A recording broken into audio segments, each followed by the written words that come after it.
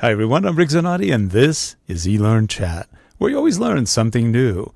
Now, usually I'm joined by my good friend and co-host, Dr. Susan Nash. Unfortunately, she double committed and she caught it like an hour ago and said, I'm so sorry, I can't make it. And she really wanted to. But anyway, she will be back next week. We'll try to have her on a different show. But anyway, she did want to meet our guest today because our guest is a special guest. Not only is he somebody who knows Adobe Captivate very well, and he's been in media, and he's a photographer, he does graphic arts, and just a lot of things. He's also very prolific in the amount of media he puts out.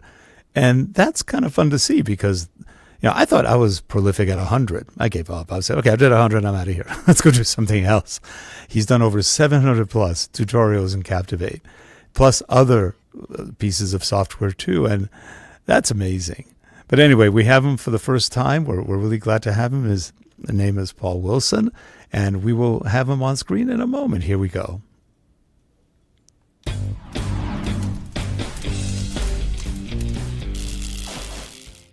This show is sponsored by Talking Vids, corporate video, e-learning, enterprise-wide development, online interviews, multimedia development, and more. Visit us at www.talkingvids.com.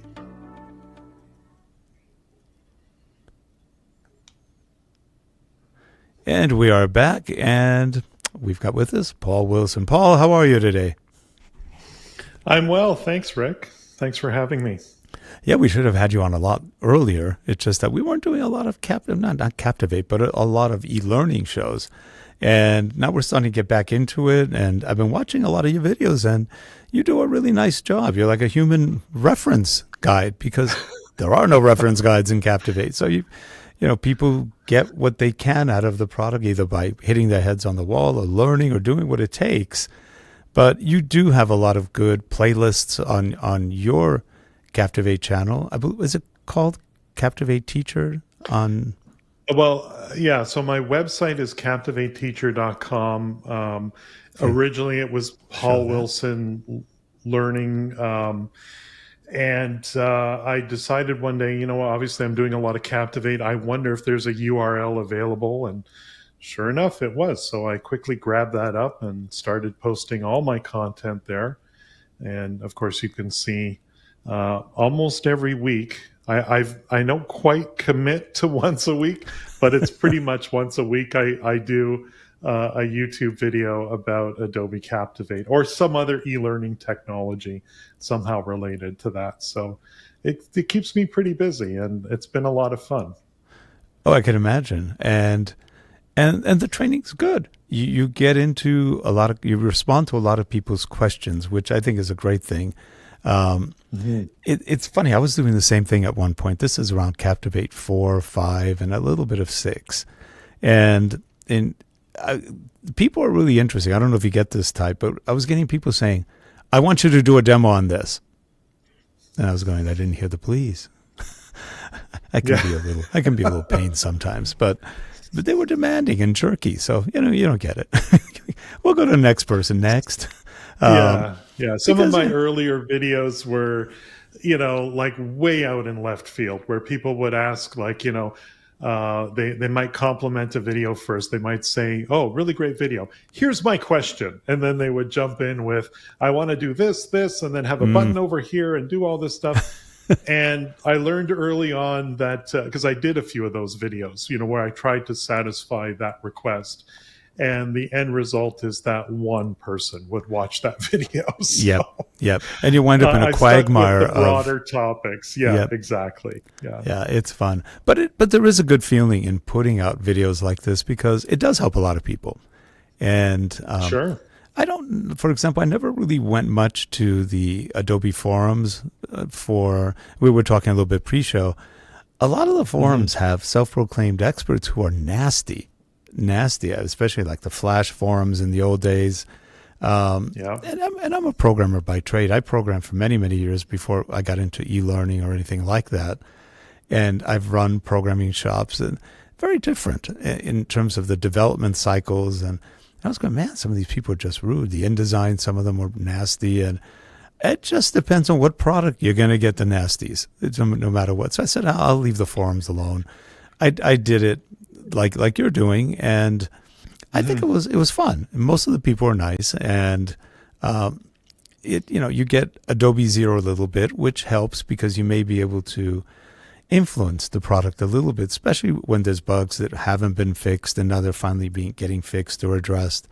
You've had at least a small part in that, and it's a good feeling to do that. Now, before you got into e-learning, and I think you've been an instructional designer for a long time, if I'm not wrong.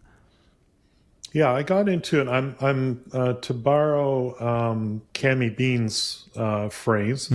I'm an accidental instructional designer. I was originally working for an organization where, I was just a regular worker, and I was involved in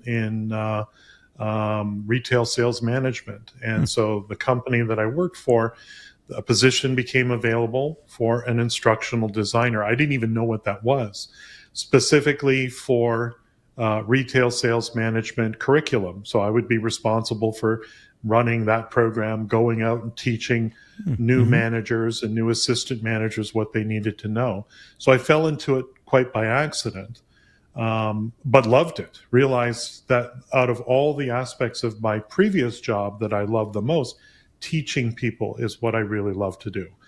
And at one point, my manager reached out to me. We were doing Centra virtual classrooms for a lot of that early day stuff.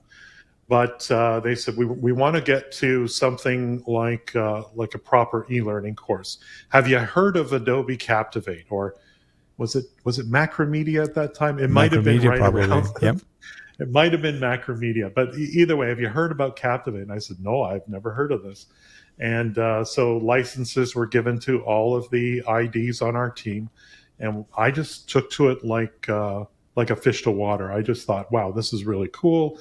I get to flex my creative muscles, because I'm a little bit of an artist, photography, visual arts, things like that.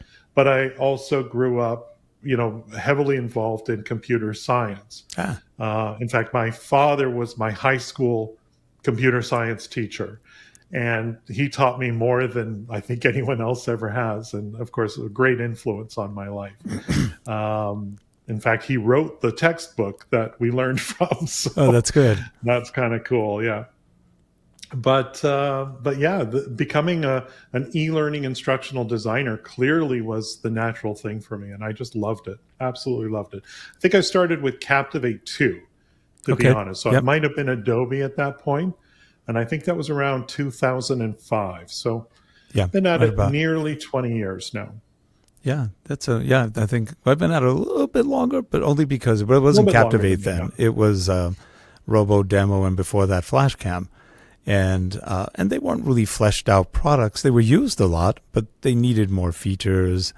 And then when Captivate 2 and 3 came out, they had some issues. They eventually changed everything, and 4 was probably the most initially viable of all of them, where they cleaned up a lot of stuff and it got better. One complaint I've always had about Captivate, and I've been public about this before, and that's quit changing the interfaces. People go crazy. That's everybody's always complained. Interfaces, people memorize things, and then when they change them, now we have to relearn. And I think every version of Captivate until about probably 5 or 6 changed a lot. And then 6, I think, has been somewhat stable.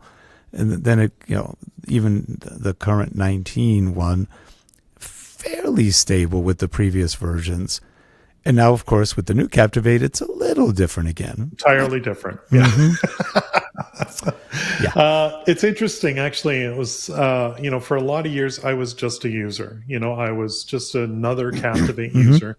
The point I'm thinking of in my head was a period of time when I was working with a different organization from where I started. And, I received a phone call, or I think it was an email at first, from the engineering team at Adobe. I don't even know how they knew who I was, because I wasn't doing videos yet. And they said they wanted to do a survey where, I could help influence maybe the future of Captivate. And I remember going through and answering their questions. And then they finally said, now, is there anything you'd like to see in future versions of Adobe Captivate? And I remember at the time I thought, well, back then there was only scored quiz questions. You could not have knowledge checks. Right. And we were doing knowledge checks, and we would just set the score to be not contributing to the final score. And I just said, well, I'd love to have a practice question. We call them knowledge checks here, but you could call them whatever you want. And it was I felt a little bit responsible. I'm sure other people had the same idea, but I felt a little bit responsible that I influenced them, because in the next release, which I think was version 7, I think around there, or maybe 8, where suddenly knowledge checks were available. And I thought, oh, maybe I had some influence on the product. So that was kind of cool. No, that is good. And it's a good product, and I've always enjoyed using it. Except, there were a lot of bugs at one point, and there were a lot of workarounds.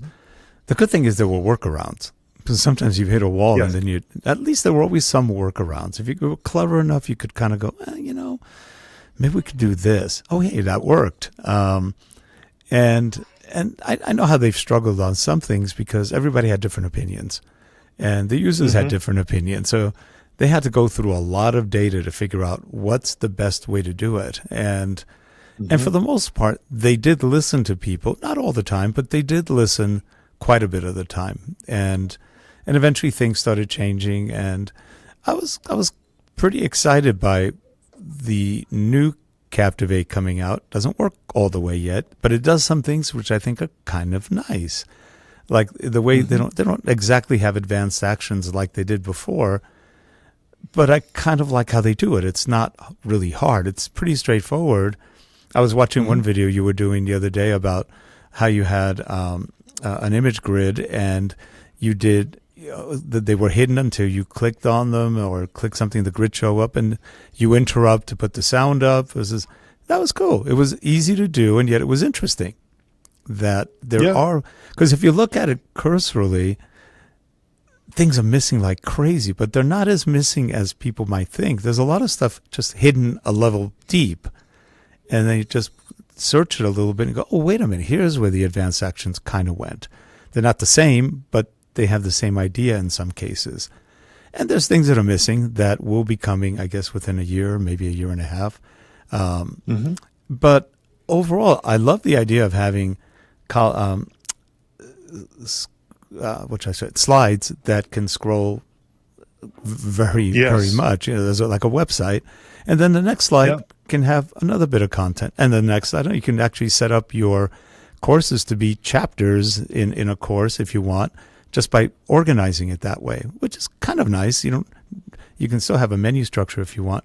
Have not yet figured out all the navigations you can do, like if you want to jump to a specific place. And I haven't figured out if they have anchor points yet. I was looking at that. Do they have anchor points? I should ask you.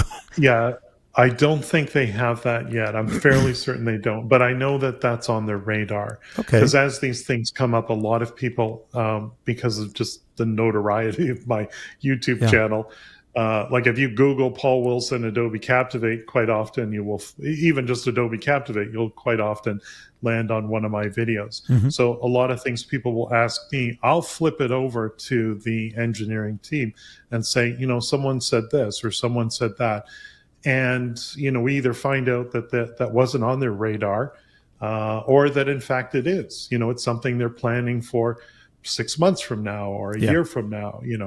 Like one of the thing that's probably, and I've said this to them, the thing that's holding me back from doing all of my e-learning in Captivate 12, let's say, rather than Classic, because I still do a lot of work in Classic, is a couple things. A web object, which is like an iframe, as you know, that I need that because I need to display things like PDF files or things like that to my learners.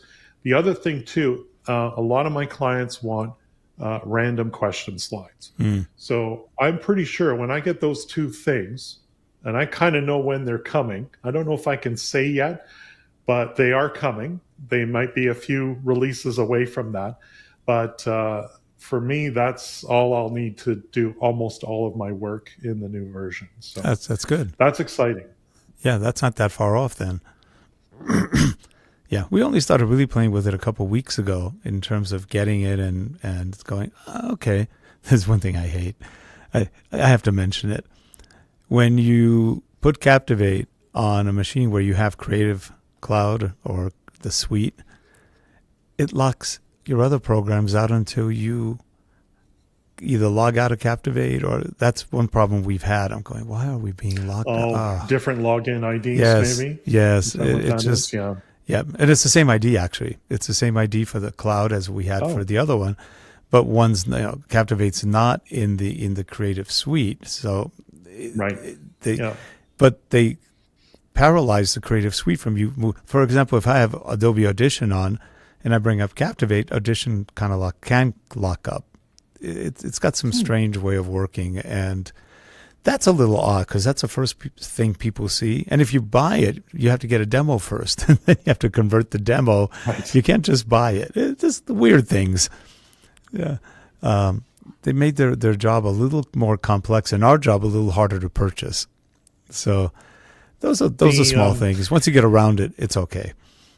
Of course, yeah. One of the things I get the question a lot of times, like mostly what I do on my YouTube channel is try to show people how to do things, not necessarily solve the technical support problems, because the $35 a month you pay for Adobe Captivate to Adobe, none of that comes to me, right? So I always say to people, listen, if you're having a technical problem, there's folks on the engineering team that have been paid to work on this for you. So what I recommend you do, and this is the secret email address, I'll give it out, CaptivateHelp@adobe.com. And that is a way to bypass the whole online help thing and just go straight to the source, describe the problem. And these folks, fortunately, Captivate is not such a huge program that you're going to be left in some kind of queue where you've got to wait a month to hear back from them. They'll get back to you. They're pretty quick about that. So that's my secret email to getting in touch with the Adobe folks. That's a good one. And they, like you said, they do get back to you. They do. And sometimes they'll ask you more questions, because that's always a good one too. That means, you've got their attention. Now they want to figure out how to fix something, or how do you really do that? For example, we discovered one once. We were at a trade show. We were actually in the Adobe booth. We're helping them out. And one of the programming managers was there, Akshay. And he's a really sharp guy. And I said, and I was telling somebody, well, if you want to change like a global item, like think of it as a master slide almost, you just want to add something to it, to a group of slides, just look at the marquee on the side. Back then, that was Captivate 4, I think, or 5. I said, well, you just have to put it in one and copy and paste it to all of them. And he went, you could do that? I go, yeah. He goes, I didn't know that. And so it was something somehow wound up in there. He was going, this is a great feature. And I didn't even know we had it. It was really a good feature, because we're always having to add something or change something, and it's easy to do with just a copy paste. And that's the kind of stuff that's fun to find. You go, I didn't even know they had that either. I tried it because I didn't want to add 30 things to 30 different, or one thing to 30 different slides. It's tedious.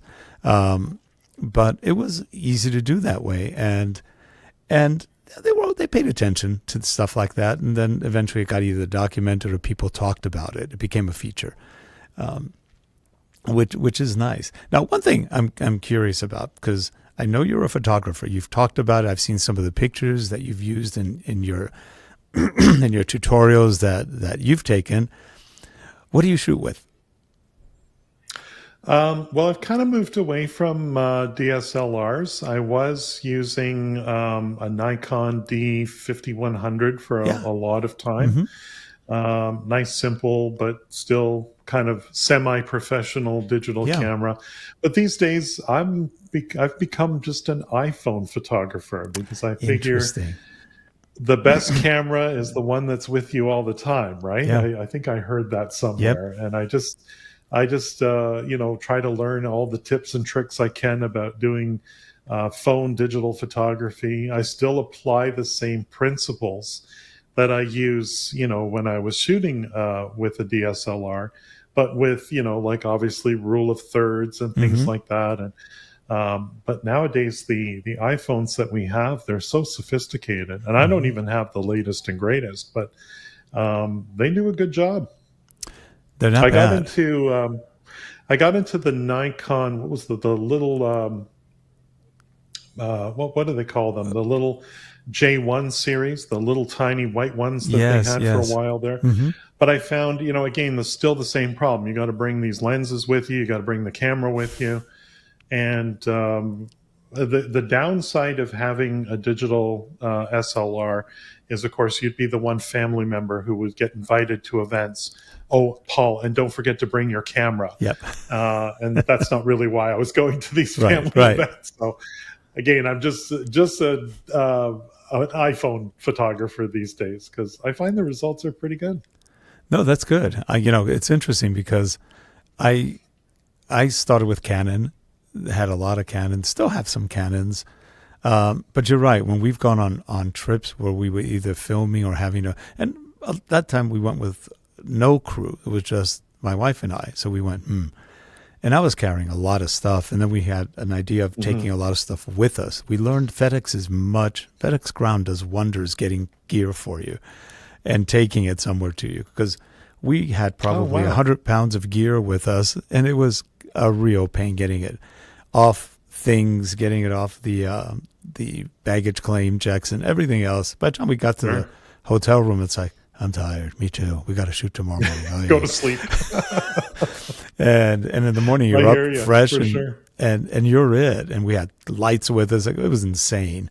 Never did that again. No, now we just either hire a crew or take the crew with us or just ship it. It's just much, much better. Yep. And I had the same issue. And I was carrying like 4 lenses. I had about 25 pounds in lenses. I was going, this is not comfortable. No. And then I'm worried about breaking a lens. And, this is going to get bumped around here. I carried a heavy case for it, and not good. And so I went to Panasonic for a while, the Micro Four Thirds, which I actually still love. And Panasonic now has a full frame camera, which I'm looking at going, soon, one day. Because they've done a really good job with the full frame. I still have a fairly new Canon, about a year old, the R6. And I've got an iPhone 15 Pro, which is the current one right now. I didn't use the built-in camera software. I used another one, this one I can't remember what it's called. What was it called? I don't remember. It doesn't film, though. So I have some other filming ones, but they're kind of a pain. But for photos, all I want is something that I can just go like this, raise and lower my aperture. That's pretty much it. With that, I can shoot almost anything. And I love shooting with the iPhone. I don't like filming with it. We went last year. We went to DevLearn, and I bought some film equipment to put on the iPhone, and I ran into a problem. Everything was up. I had to go up high to get shots. Okay, that's great. I can't see the iPhone anymore. So that was a little tough. I'm used to shooting or looking at something where you have a rotating screen, and when you're up there, I could have probably connected an external monitor, but that would make for more things to carry and more things to hold on a stick. Defeats the whole purpose. And it defeated the purpose. So portable. So I gave up on filming, and we just took pictures. And we did do a little bit of filming at things that were about face level. I'm about 6'2" in terms of height, so I could get fairly high. But up here to get something that was going on, I couldn't do it. It's too high. I can't see what I'm doing. I'm aiming, but I have no idea how it's going to come out. And so it's kind of fun playing with it. But I decided I'm not an iPhone, for example, videographer. At least not if any heights. And I don't want to go down on the ground to take, because again, there we go again. All on the floor, my knees hurt. I don't want to do that. It's see it. My shot back here. I've had some good luck with this gimbal that I've used. It's what is it there? Let me see if I can. sorry to break the flow of the video here, but yeah, this is a DJI Ah, Osmo the gimbal. Osmo. What's Yep. nice about this is that I can mount my camera on this, and then of course it moves around quite nicely. Mm-hmm. And with software, you can kind of draw a rectangle around your subject. Mm-hmm. And so even if you're going up high or down low, like you suggested, Yeah. will follow. So even if I Yeah. can't quite see my screen, I know it's going to be locked in on whoever's face that I'm filming Yep. and follow them and move around. And of That's course, it great. deals with the whole steady shot thing as well. So that helps. Yeah, the Osmo. But again, more thing to bring with me everywhere I go. Yeah, we had the original Osmo when it first came out, and it was good, but Yeah, it does a good job. Then it got better. I think that the newer ones have improved. They've added better software. I sold mine at the time, and then I was going to get another one. Just haven't had time to get one yet. But Sure. they are cool, Yeah. and they're not heavy. And I think No. they've added a ton of new software features that weren't there in the first one. I don't know if they upgraded that one either at that point, but and the price is good on the Osmo. They've got them as low as I think This is $100. the third version, I think, but Yeah. they've since come out with newer ones than this one here Yeah. for sure. And it's a cool piece of hardware. Mhm. It's nice. I like it. I Yeah, like it very as cool. as a gimbal, and it takes good. Mhm. I don't know. We took some video with it. And it was clean. It was clean. It wasn't bad. It was keeping everything was. The focus was good on terms of it could handle it, and it was Yeah. nice. Yeah. It was fun. And again, you could take that through customs, and nobody will Oh, even yeah. care probably. Yeah, it breaks Yeah. down quite easily. Like there's this mini tripod which comes right off of it here. Yes. I don't know if you can see that. Yep. And then the camera or the grip itself can collapse down to be just something like this. So it's very compact. Yeah. It definitely is something that you can, throw in your luggage and not really have to worry about it. There it is. Sure. There's it broken down. So very little space. Yeah, it took us a while when we were looking at the new Captivate. We had to play with it a little bit. We went, okay, we have a slide video on it, on one of the slides, but you can't put any other video on it. Okay, so we figured kind of a workaround. We just put in the grid video, and so that was actually kind of nice. What we're still trying to figure out, and I'm not sure if there's an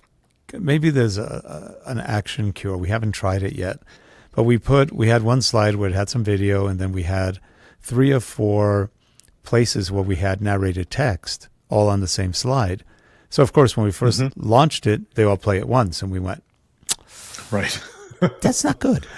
So we're still trying to figure out if we can apply an action to stop something and fix that up. I don't know if they have. Here's one thing I want. I haven't recommended it because I don't know if it's there, and I just don't know. I was going to do more looking, so I'll ask you as a reference. I would like to see an in focus command, so that when you're scrolling down along, that they have something that tells you what's in focus, and when you get there, play an audio. When you get somewhere else, That's a good idea. play an audio. So that's not there yet. No, Oh, it's I not hope there yet. That would be a great event, so that way you have control. As somebody's scrolling, all of a sudden now everything's controlled without having to look at actions or something else to try to finagle it. So I'll be recommending that. Then I'm sure you will too. It could come in handy. For anyone that is currently using the software, what I recommend that they do when they think of that stuff, because again, this is all new software. There is no ties with previous versions of Captivate. So things are different, and as you discover those differences in your workflow, I really encourage everyone to click on the help drop-down menu and provide feedback. That's right there in the help menu. And that will bring you to a page. It's kind of like a forum, but it's also kind of like Reddit as well, where you can vote up ideas and down, and you can make your suggestions there. And I know for a fact that several of the suggestions I've thrown out there, either it was on their radar to begin with, or possibly even they've thought, oh, Paul knows what he's talking about. Let's take a look at this option and add that to it. So that would be a great submission to include there, and you would probably get some traction on that. The workaround I can suggest for that specific thing, I'm not sure if it was a month ago or a month and a half ago, I did a video that talked about the whole idea of the scrolling, the infinite scroll course. Yes. And within that video, I do have a solution that for this segment of my infinite scroll course, I wanted to have some narration. So just simply put some kind of neat icon as a button that plays the audio that corresponds to that. And once it plays through, then you can keep scrolling to the next section and so on. It's not a perfect solution. It's not quite what you're suggesting, but I think that would be a good stopgap until maybe Adobe listens to that idea and implements something like that. But I like the idea of it updating itself as you bring focus to different parts of that slide. So I think that's a great idea. Which is common in a lot of website development, that as you're moving up and down, things are happening, parallax view, etc. It would be a kind of a variation on parallax view. Same kind of idea. Yeah. That's good. I'll try your method. In fact, I saw that one. It's kind of like what Rise does on the opposite side with Articulate, where you can't do anything automatically with audio. At least I don't think you can. They may have made some changes recently. So either. I use Rise as well, so I don't recall. No, you just have to press the play bar. Like if I was in exactly, yeah. So I think, and that's the thing, is that the paradigm definitely has shifted when you talk about a slide versus the infinite scrolling. So some of the things we're used to just putting on slides, it's going to be quite different, obviously, with this infinite scrolling idea. Right. And obviously Rise has had a bit of a head start on that stuff, and it's pretty sophisticated. But, I'm looking forward to seeing what Adobe does with it next. I'm sure they'll add things. The one I'd like to look for, or like to, I think I provided this feedback where you simply have like a return to the top of the page button. We see that a lot on websites. If you want to quickly go back to the top where maybe the navigation controls are, or even using different sections and navigating quickly across such an infinite scrolling course. That would be nice. It's kind of like anchor points. Yep. Yeah. So like I know that that's on their radar, and that's going to come at some point. So we can look forward to that. Yep. That sounds good. So where do you see Adobe going with this one, as far as, and this is just your opinion, not whatever they're announcing, because those things change. Yeah. I see it in the right direction, and I like the look. I actually like what they're doing with the infinite scrolling versus just moving across on slides. It's clever, and there's a lot of potential there for things they could do that aren't there yet. Like you said, it may already be on the journey, as you say. They've got it mapped out somewhere. They just haven't implemented yet, or anything that's missing that really needs to get back in there. Well, I think the thing that I find that I would like to see return to Captivate, and this is something that was brought to my attention, I hadn't really thought about it, but video demo, which was kind of like Adobe's answer to Camtasia. Right. I'm not sure which came first, Adobe's video demo or Camtasia, but obviously as a YouTuber, I use Camtasia all the time. But when I started my YouTube channel, I used video demo inside Captivate. It's kind of funny, coincidental that I was making videos about Adobe Captivate, but using Adobe Captivate. I did the same thing. Them. Yeah, I had two instances, of Captivate running at once, and one was there just to do video demos, which I would then publish as videos. Of course, the quality wasn't as good as what can be done in Camtasia or other video editing software, but which is why I eventually switched. But I still think there's value to that, and I'd like to see that come back. But now, I do know that their goal is to have feature parity with 2019 or Classic, if you will, sometime by 2027, thereabouts. And Trusting Adobe to meet a timeline, maybe not. But I will say this, is that they did say that they were going to come out with quarterly updates. And since the release, we're literally a few days away from 12.3. So, Oh, good. so far, so it looks like we'll be seeing some improvements, some really exciting improvements in the next release as well. So I think it's going to keep progressing. Eventually, we will not need to hold on to Classic, and this will be the software we use moving forward. But I think what I'm most excited about is the little improvements along the way. You know, little things like even in advanced actions, if you want to call them that, we used to have to keep track of things using variables. Now you can just use essentially like event listeners, so that when I've clicked all the buttons on this slide, show the next button, that sort of thing. Whereas before I'd have to put that in variables, keep track of which buttons had been clicked, you know, button 1, button 2. And when they're all equal to 1, then I know I could display them. Now I just need to know what I clicked. So little improvements with all the software. I'm really looking forward to the point where, again, I don't have to go back and use both pieces of software. In fact, it would be wonderful if I could uninstall Captivate Classic and just have the new Captivate. I'm not there yet, but I'm looking forward to that. No, that's good. Well, anyway, Paul, for now, I think we're out of time, but we'd love to have you back on again and continue the conversation and share some of what we're both finding on and what other people are finding. There's some good stuff happening. You know, what I notice is there's good energy happening, and that's always nice to see. And like I said, I've been involved with Captivate for a long, long time. And you have too. And now I'm going, that's kind of exciting. It's different and it's new. So let's see where this goes. Yeah, when you decide you don't want to learn anything new, I think it's time to retire. It's time to go. I'm not there yet. True. I'm still looking forward to all the new stuff. So I can't wait to see what happens next. That's true. Well, anyway, Paul, it's been a pleasure. I'm sorry we haven't done this earlier, and it's nice to meet you actually semi in person, or at least virtually. And virtually. I look forward to getting together again. And I'll be using that help thing as we get better with the product. We'll start putting up some ideas like that event, you know, trigger or parallax. That's how we make it a better product, you know. Yeah. Who's the product manager now at Adobe for Captivate?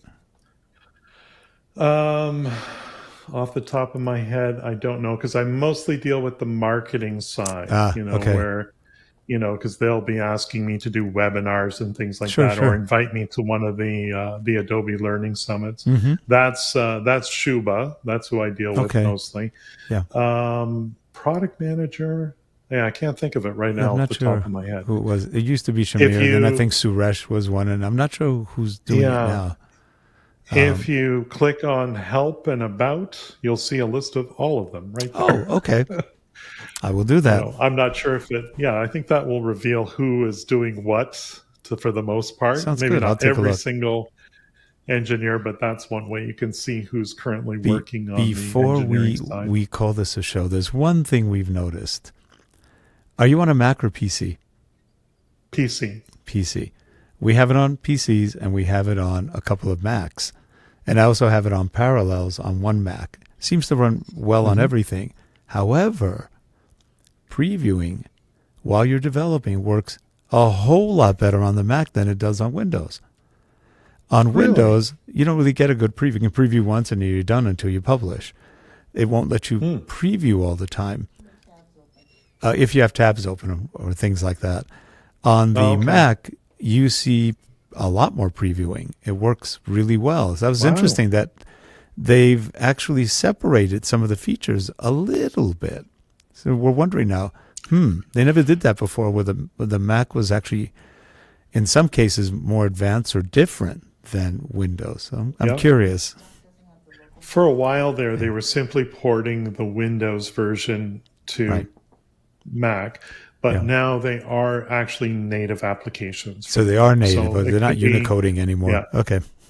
Yeah, so that changed actually, I think it was with 12.2. They became, a dedicated I mean, they've always been separate installs, but they were actually native applications for Got the it. Mac, starting with that version. So that could be why you might be getting a That better makes sense. preview than I am. So Okay. Yeah, well, I was surprised. We're going, wait a minute. This is different. It was just one of those things. One of the guys we have, he's been analyzing difference, and he goes, and Leslie was looking, going, wait a minute. You're seeing a lot more in previews than we are. And that's when we started wondering, what happened here? Because I thought they were still doing the Unicode. So that's good. So now they're taking advantage of all the native Mac features. Okay, that'll be interesting. yeah, to see it what runs else is better different. apparently. So yeah. Yeah, on the new Mac machines, it runs like a bat out of hell. It's really fast. Oh, I bet. Yeah. They've done some good. We have 2 or 3 of the new ones. Yeah, those chips are fast. They're pretty quick. We've got some Alienwares that we use for development, and they're really fast. I'm not sure if the Macs aren't faster, and that's shocking, actually.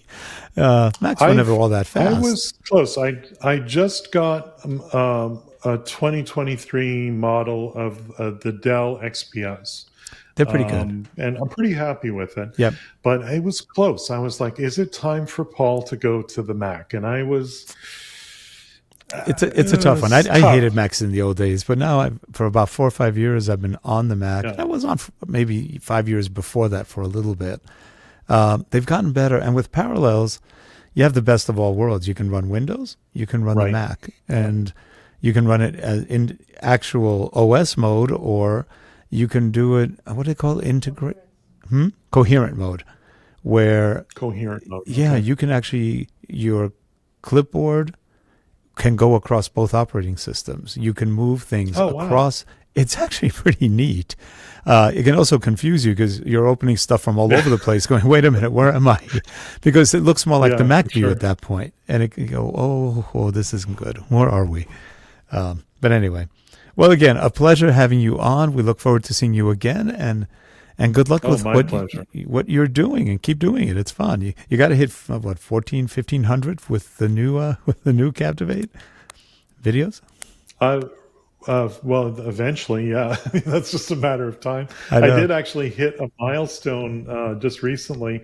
I now have 100,000 subscribers. Great. And I think I'm very close to 4 million views on YouTube. So I'm pretty excited. Congratulations. That's great. Kind of a nice little... And I get some medal for that as well. If you see I think they here, give you something. Yeah. I forgot what it's called. No, it's if you look on my back shelf, if you take a wide shot of me there, you can see the plaque from YouTube. I don't know if you can bring that up. I can't. I might as well brag. I can't. She's going to put you on. My controller, for some odd reason, went dark. So there you go. Here it is there. Might as well do the shameless self-promotion there. So got this in the mail. Paul Wilson e-learning tutorials, 100,000 subscribers. That's great. Yeah. So that's kind of cool. That is. That's fun. I forgot that they were still doing that. I go, right. That's pretty cool. Oh, believe me, I was watching that number and letting them know as soon as I hit that number, for sure. Ding, ding, ding, ding, right? Yeah. Well, anyway, Paul, again, let me go back. Let me see if I can go back. I'll try it. All right, well, have a good one, and we will see you soon again. Take care. Thanks. Thanks, Rick.